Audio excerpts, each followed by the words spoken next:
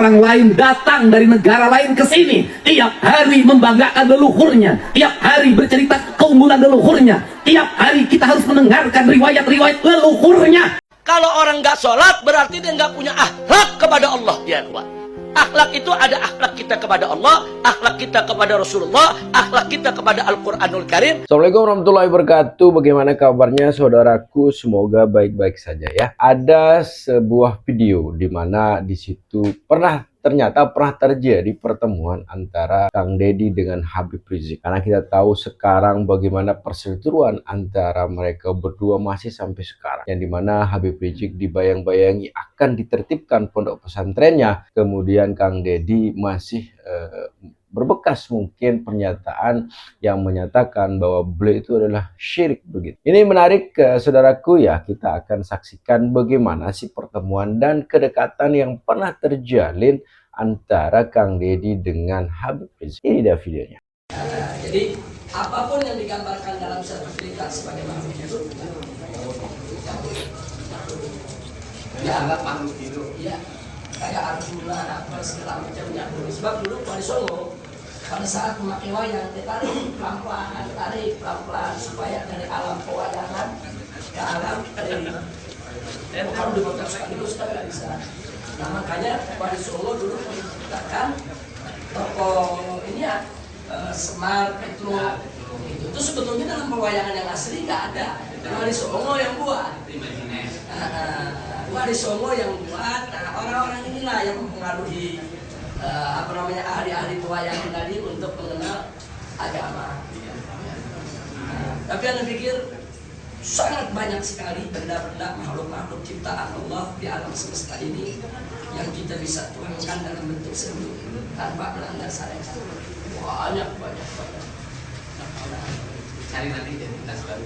Nah, lalu patung belangkon.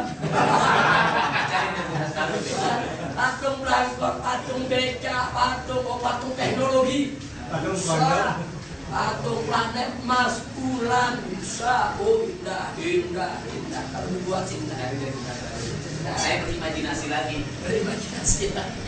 Tapi kalau saya target saya cuma satu, bahwa ada hegemoni budaya yang tidak bisa dihadapi.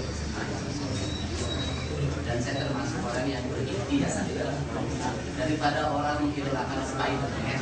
Saya gitu aja sekarang. Ya itu tadi yang ikhtiar saya itu seperti yang katakan, antum punya niat, antum punya etika, antum punya maksud, itu baik. Tujuannya kan bagus itu. Ya, bagus untuk imani, untuk supaya kita kenal seni budaya bangsa sendiri, itu bagus. Nah tinggal bagaimana niat yang bagus ini dilaksanakan dengan jalan yang tidak langgar.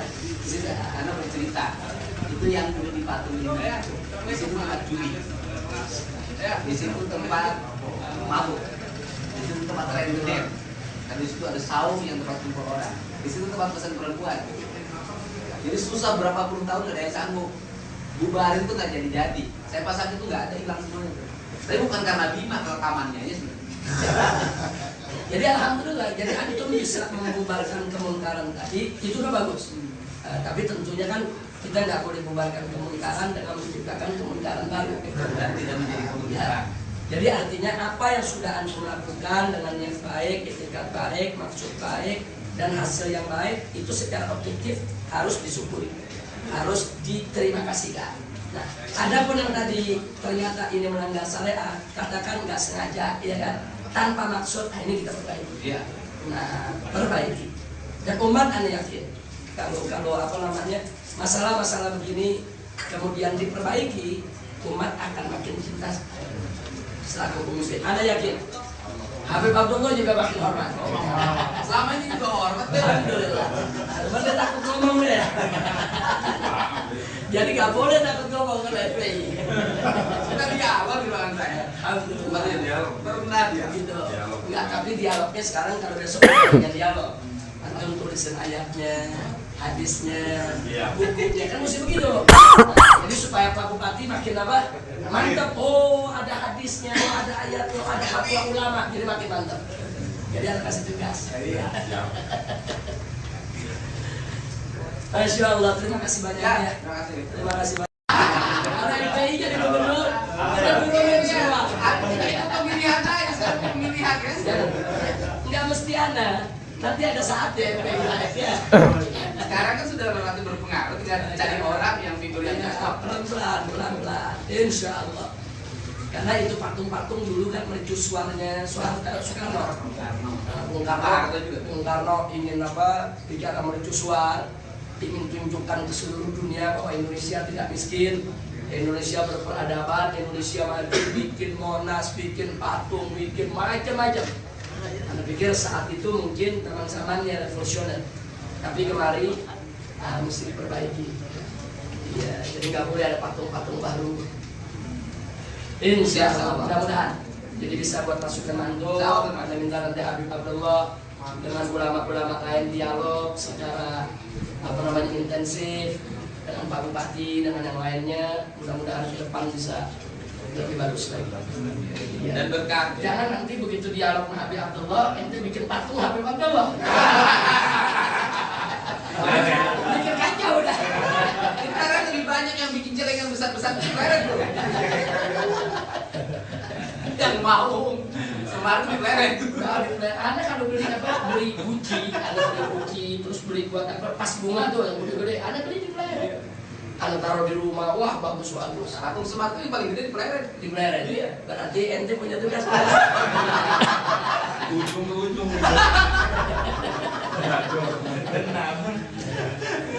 Mudah-mudahan biar pleret. Gak bisa, cuma canda aja. Kenapa orang kan berpikir tentang kalau saya udah biasa, santai aja. Alhamdulillah. Ya akhir, terima kasih banyak semua. Ayo Pak Bupati, Pak Kapolsek semua. Sallallahu alaihi wasallam. Jadi ini terkait dengan pembangunan patung kemarin ya, yang dimana entah apa yang terjadi sehingga kesininya menjadi polemik. Padahal di situ dibahas juga mengenai patung dari Habib Rizik, tidak ada masalah. Tapi kalau kita lihat tujuan dari pembangunan patung dan sebagainya di Purwakarta dulu adalah bagaimana untuk mengindah, memperelok, memperbagus mungkin sudut-sudut kota yang kosong, bukan untuk sebagai ajang untuk penyembahan dan sebagainya. Benar juga apa yang disampaikan ya oleh Kang Deddy. Mana lebih baik sekarang pohon yang ditutupi oleh kain terlihat bagus daripada pohon yang tertutup oleh pelang-pelang reklame dan sebagainya.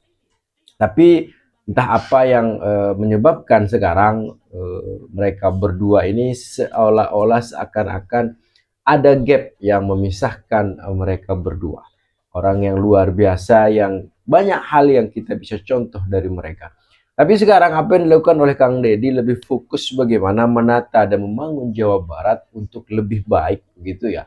Mari kita lihat juga ada kebijakan-kebijakan beliau kemarin yang dimana bagaimana sekarang fokus utama yang pertama adalah mengatasi banjir yang menjadi momok yang menakutkan setiap tahunnya di Jawa Barat.